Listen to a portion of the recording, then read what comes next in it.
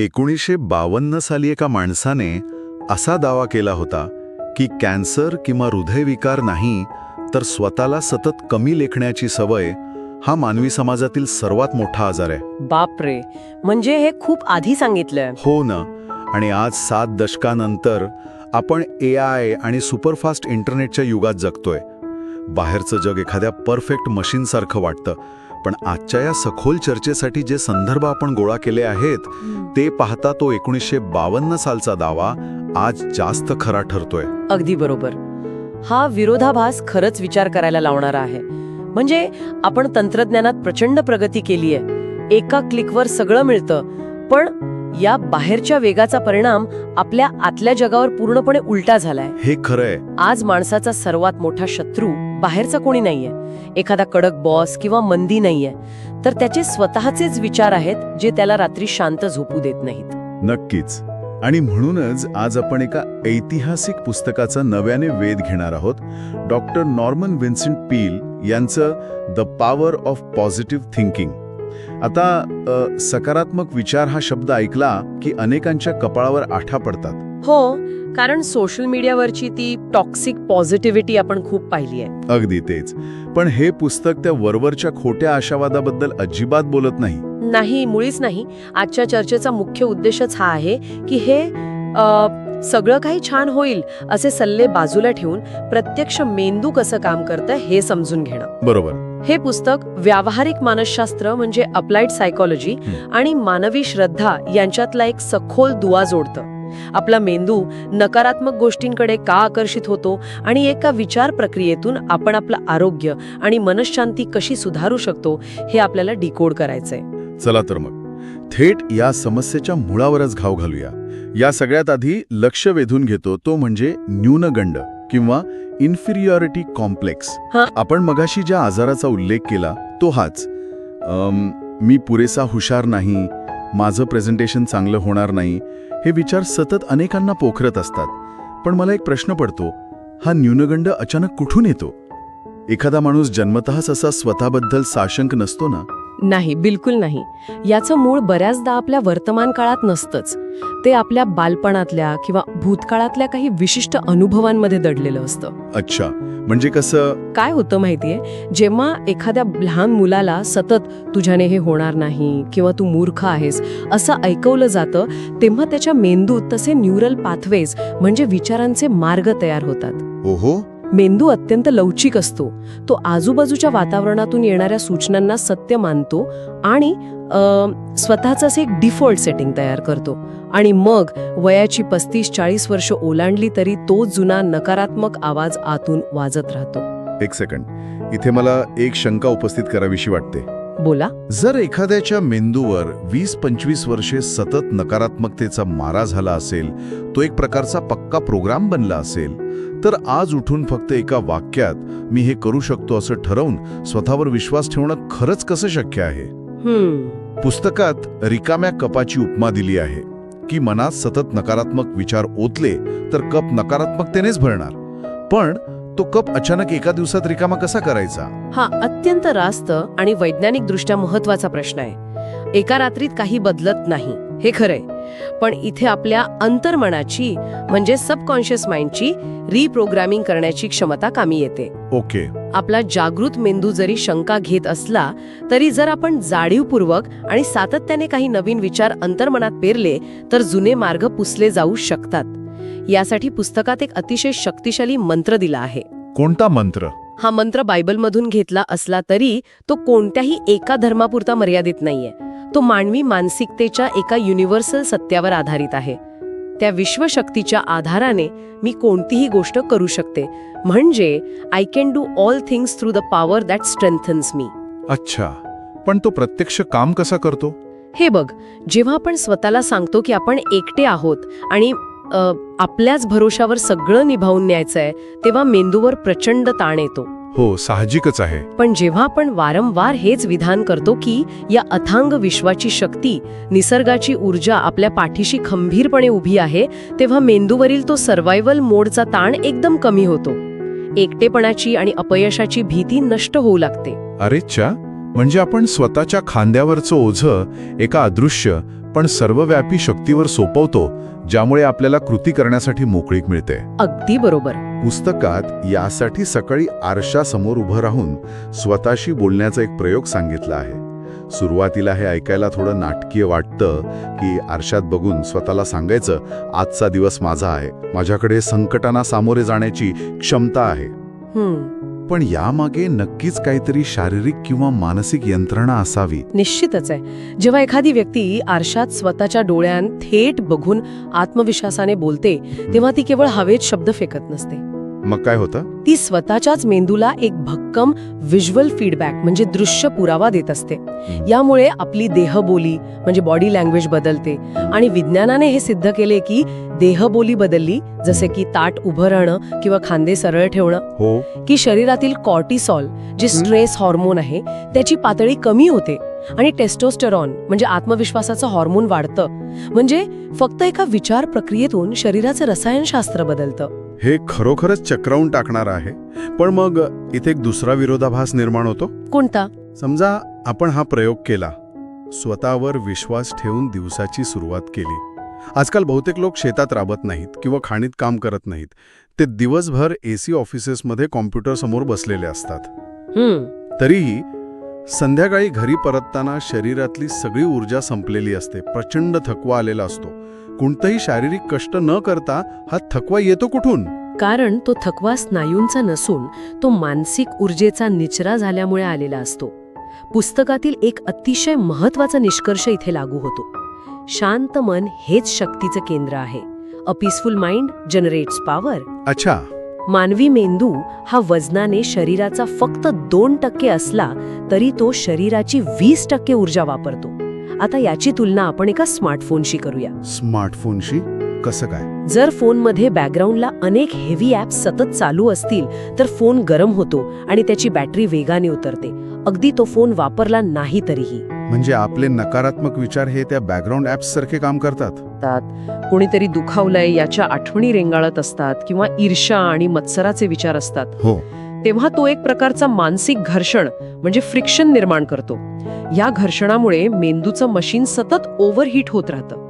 हीच ती प्रक्रिया आहे जी कोणतीही शारीरिक हालचाल न करताही आपली सगळी ऊर्जा शोषून घेते आणि आपल्याला संध्याकाळी पूर्णपणे रिकामं करून टाकते. बापरे. या गोष्टीवरून मला एका कचराकुंडीचं अतिशय योग्य उदाहरण आठवतंय. कचराकुंडी? हो. समजा एखाद्या बंद खोलीत कचराकुंडी ठेवली आहे आणि ती आठवडाभर रिकामीच केली नाही, तो कचरा तसाच चढत राहिला तर त्या पूर्ण खोलीत दुर्गंधी पसरेल आणि तिथे श्वास घेणंही कठीण होईल. अगदी बरोबर. आपलं मन ही ती खोली आहे आणि हे रागाचे मत्सराचे विचार तो कचरा आहेत. जर आपण रोजच्या रोज हा मानसिक कचरा बाहेर फेकून दिला नाही तर आपलं मन आतून अक्षरशः आजारी पडेल. हे उदाहरण अगदी अचूक आहे, कारण ते मानसिक स्थितीचं भौतिक वास्तवात कसं रूपांतर होतं हे स्पष्ट करतं. हा कचरा रोज बाहेर काढणं ही चैन नसून जगण्याची प्राथमिक गरज आहे. पण मग इथे एक मोठी व्यावहारिक अडचण येते. कोणती? आजकालच्या जगात जिथे प्रवासात आपण सतत कानात हेडफोन्स लावून गाणी किंवा पॉडकास्ट ऐकत असतो, रात्री झोपण्यापूर्वी रील स्क्रोल करत असतो, तिथे मनाला खऱ्या अर्थाने रिकामे कसे करायचे? आपल्याला शांततेची सवयच उरलेली नाहीये. हीच तर खरी समस्या आहे. बाह्य आवाजांनी आपण स्वतःच्या आतला आवाज दाबून टाकलाय. यावर पुस्तकाने सुचवलेला उपाय म्हणजे जाणीवपूर्वक मौन पाळण्याची प्रक्रिया, एम्प्टीइंग द माइंड. दिवसातून किमान 2 वेळा, शक्यतो सकाळी उठल्यावर आणि रात्री झोपण्यापूर्वी, एका शांत जागी बसून फक्त शारीरिकच नाही तर मानसिक मौन पाळणे अत्यंत आवश्यक आहे. एक सेकंड. मानसिक मौन म्हणजे नक्की काय? डोळे मिटून नुसतं शांत बसायचं की विशिष्ट विचार करायचे? कारण खरं सांगायचं तर डोळे मिटले की तर जास्त विचार येतात. हो ना. म्हणूनच इथे कल्पना शक्तीचा म्हणजे व्हिज्युअलायझेशन तंत्राचा वापर करण्यास सांगितलाय. ते कसं करायचं? डोळे मिटा आणि अशी स्पष्ट कल्पना करा की तुमच्या डोक्यातून सर्व नकारात्मक विचार, तो सगळा मानसिक कचरा एका काळ्या दाट धुरासारखा शरीराबाहेर पडत आहे आणि त्याच वेळी ती रिकामी झालेली जागा एका अत्यंत शांत, पवित्र आणि स्फटिकासारख्या पांढऱ्या प्रकाशाने भरून निघत आहे. एक मिनिट. फक्त अशी कल्पना केल्याने खरोखरच काही बदल होतो? म्हणजे शरीराला कसं कळणार की हा नुसता विचार आहे की खरंच काहीतरी घडतंय? हाच तर मेंदूशास्त्राचा सर्वात मोठा चमत्कार आहे. आपला मेंदू प्रत्यक्ष घडणारी घटना आणि अत्यंत स्पष्टपणे केलेली कल्पना यातील फरक फारसा ओळखू शकत नाही. खरंच? हो, जेव्हा आपण काळा धूर बाहेर जाण्याची आणि पांढरा प्रकाश आत येण्याची कल्पना करतो तेव्हा आपण मेंदूच्या भीतीदायक केंद्राला, ज्याला अमिगडाला म्हणतात, त्याला शांत होण्याचा सिग्नल देतो. अच्छा. यामुळे शरीरातली पॅरासिम्पॅथेटिक नर्वस सिस्टम, जी शरीराला रिलॅक्स करण्याचं काम करते, ती ॲक्टिव्हेट होते. लेखकांनी म्हटल्याप्रमाणे शांतता ही रोगनिवारक आहे. Silence is healing. वा. या प्रक्रियेत पेशी खऱ्या अर्थाने शांत होतात, रक्ताभिसरण सुधारतं आणि वाढलेलं ब्लड प्रेशर नॉर्मल होऊ लागतं. हे केवळ अध्यात्म नाही, हे शुद्ध जीवशास्त्र आहे. हे समजायला जितकं सोपं आहे तितकंच अंमलात आणायला कठीण आहे. का बरं? कारण जेव्हा आपण असं मन रिकामं करायला आणि शांत बसायला जातो तेव्हा जो सर्वात मोठा कचरा सगळ्यात आधी डोकं वर काढतो तो म्हणजे चिंता. अगदी बरोबर. म्हणजे शांत बसायचा प्रयत्न सुरू केला रे केला की लगेच उद्याच्या मीटिंगचं काय, मुलांच्या ऍडमिशनचं काय, EMI कसा भरायचा, असे विचार सुरू होतात. मन रिकामं करण्यातील सर्वात मोठा अडथळा हाच असतो. हो, आणि ही चिंता इतकी अंगवळणी पडली आहे की ती आपल्याला नैसर्गिक वाटू लागते. पण खरं सांगायचं तर चिंता करणं ही काही मानवाची जन्मजात प्रवृत्ती नाहीये. म्हणजे एखादं लहान बाळ कधी उद्याची किंवा परवाची चिंता करताना दिसत नाही. चिंता ही आपण मोठे होताना समाजात राहून आणि आजूबाजूच्या लोकांचं निरीक्षण करून शिकलेली एक सवय आहे. पुस्तकात चिंतेला एका अत्यंत चपखल शब्दात वर्णन केलंय. ही भावनेची एक पेटकी आहे. Spasm of the emotion. भावनेची पेटकी म्हणजे जशी पायाच्या स्नायूला पेटकी येते तशी? हो, अगदी तशीच. जेव्हा पायाच्या नसेत पेटकी येते तेव्हा तो स्नायू एकाच स्थितीत प्रचंड घट्ट आखडून राहतो. असह्य वेदना होतात आणि आपण हालचाल करू शकत नाही. बरोबर. खूप दुखतं ते. त्याचप्रमाणे चिंता म्हणजे मनाला आलेली पेटकी आहे. मन एखाद्या भीतीदायक कल्पनेला, जसं की माझी नोकरी गेली तर काय होईल, अत्यंत घट्ट पकडून ठेवतं. ते त्या विचारातून बाहेरच येऊ शकत नाही. विचारांची तीच भयानक फिल्म डोक्यात सतत गोलगोल फिरत राहते आणि मेंदूला पॅरलाइज करून टाकते. पण इथे माझा एक वेगळा दृष्टिकोन आहे. बोला ना. अनेकदा आपल्याला असं वाटतं की चिंता करून आपण भविष्यात येऊ शकणाऱ्या संकटांसाठी स्वतःला आधीच तयार करत आहोत. हां, म्हणजे उत्क्रांतीच्या दृष्टिकोनातून पाहिलं तर आपल्या पूर्वजांनी जर वाघ येईल अशी चिंता केली नसती तर ते जिवंतच राहिले नसते.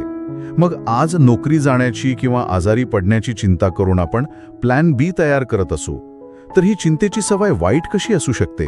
हा एक अतिशय सामान्य पण धोकादायक गैरसमज आहे. धोकादायक कसं काय? कारण संकटाची तयारी करणं आणि संकटाची चिंता करत बसणं यात जमीन आसमानाचा फरक आहे. तयारी म्हणजे तुम्ही आजच्या क्षणी काहीतरी कृती करत आहात. चिंता म्हणजे तुम्ही फक्त एका जागी बसून अस्तित्वात नसलेल्या संकटांचे भयानक चित्र रंगवत आहात. अच्छा. आणि इथेच अपेक्षेचा नियम म्हणजेच द लॉ ऑफ एक्सपेक्टेशन लागू होतो, जो समजून घेणं अत्यंत महत्वाचं आहे. हा नियम नक्की काय सांगतो आणि तो कसा काम करतो? हा नियम सांगतो, सर्वोत्तम गोष्टीची अपेक्षा करा आणि ती मिळवा. Expect the best and get it. जेव्हा आपण सतत सर्वात वाईट गोष्टीची म्हणजे वर्स्ट केस सिनारिओची चिंता करत असतो तेव्हा आपण आपल्या मेंदूच्या फिल्टरिंग सिस्टीमला, ज्याला रेटिक्युलर ॲक्टिव्हेटिंग सिस्टीम किंवा RAS म्हणतात, एक कमांड देत असतो. बरं.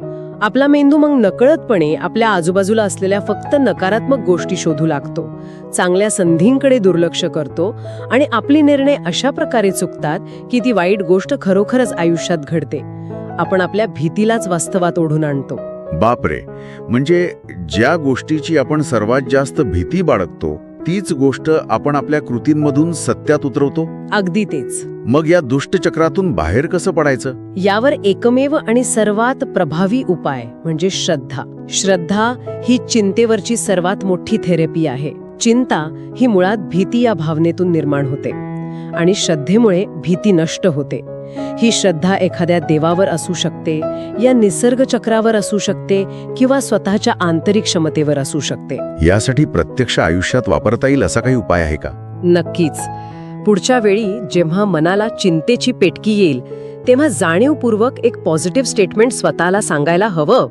मला माहित नाही उद्या नक्की काय वाढून ठेवलंय, पण जे काही होईल ते माझ्या भल्यासाठीच असेल आणि मी त्यातून नक्की मार्ग काढेन. वा. हे विधान त्या विचारांच्या साखळीला एक ब्रेक लावतं आणि मेंदूला पुन्हा वर्तमानात आणतं. एकदा का आपण ह्या चिंतेच्या आणि भीतीवर मात केली की आपण एका अशा टप्प्यावर पोचतो ज्यासाठी आपण सगळेच ही सगळी धडपड करत आहोत. ते अंतिम ध्येय म्हणजे आनंद. अगदी बरोबर. पण गंमत बघा, आपण हा आनंद सतत बाहेरच्या जगात शोधत असतो. प्रमोशन झालं की आनंद मिळेल, नवीन गाडी घेतली की मी आनंदी होईन, किंवा कोणीतरी माझं कौतुक केलं की मी खुश होईन. आपण आनंदाला नेहमी एका अटीवर अवलंबून ठेवतो. आणि मानवी स्वभावाचा हा सर्वात मोठा गैरसमज आहे. आनंद ही कोणतीही बाह्य परिस्थिती नसून ती आपली स्वतःची एक निवड आहे. तो एक चॉईस आहे. अब्राहम लिंकन यांचे एक अतिशय अचूक आणि प्रभावी वाक्य या पुस्तकात दिलंय, माणसं तितकीच आनंदी असतात जितकं आनंदी राहण्याचं ते स्वतःच्या मनाने ठरवतात. म्हणजे सकाळी उठल्यावर आपला आजचा दिवस चांगला जाईल की वाईट हे आजच्या ट्रॅफिकवर किंवा बॉसच्या मूडवर अवलंबून नाहीये. अजिबात नाही. सकाळी डोळे उघड्यावर आपल्यासमोर दोनच पर्याय असतात. एक तर आज समोर असलेल्या समस्यांचा विचार करून चिडचिड करून दिवसभर दुःखी राहणे, किंवा आज मिळालेल्या या नवीन दिवसासाठी कृतज्ञता व्यक्त करून आनंदी होण्याची जाणीवपूर्वक निवड करणे. आणि या आनंदाच्या वाटेतला एक मोठा अडथळा असतो आपल्या मनात इतरांबद्दल साचलेला राग आणि संताप. रागाचा आणि स्वतःच्या आनंदाचा थेट संबंध कसा काय? खूप खोल संबंध आहे. आपण बऱ्याचदा एखाद्या व्यक्तीने केलेल्या अपमानावरून त्याच्यावर राग धरून बसतो, पण वास्तव हे आहे की आपला तो राग त्या समोरच्या माणसाचं किंवा परिस्थितीचं 0% नुकसान करत असतो. हे खरं आहे. तो राग एका ऍसिड सारखा असतो. ज्या भांड्यात तो साठवून ठेवला जातो तो त्याच भांड्याला म्हणजेच आपल्यालाच आतून जाळत असतो, पोखरत असतो. त्यामुळे आनंदी राहायचं असेल तर हा संताप सोडून देणं हाच एकमेव मार्ग आहे. रागाने आपण स्वतःलाच आतून जाळून घेतो हे ॲसिडचं उदाहरण डोळे उघडणारं आहे. पण मला इथे एक अतिशय महत्त्वाचा आक्षेप घ्यावासा वाटतो. हो, विचारा. काही लोकांना नक्कीच असं वाटू शकतं की असा सतत सकारात्मक विचार करणं किंवा आनंदी राहण्याची निवड करणं म्हणजे वास्तवाकडे जाणीवपूर्वक दुर्लक्ष करणं आहे. जगात खरंच इतके मोठे प्रॉब्लेम्स असताना, घराचे हप्ते थकलेले असताना किंवा नोकरीवर गदा आलेली असताना फक्त मी आनंदी राहण्याची निवड करतो असे म्हणणे हे थोडं अवास्तव किंवा पलायनवाद नाही का वाटत? जर आपण याला एका व्यापक दृष्टिकोनातून पाहिलं तर सकारात्मक विचार करणं म्हणजे डोळ्यांवर पट्टी बांधून वास्तवाकडे दुर्लक्ष करणं मुळीच नव्हे.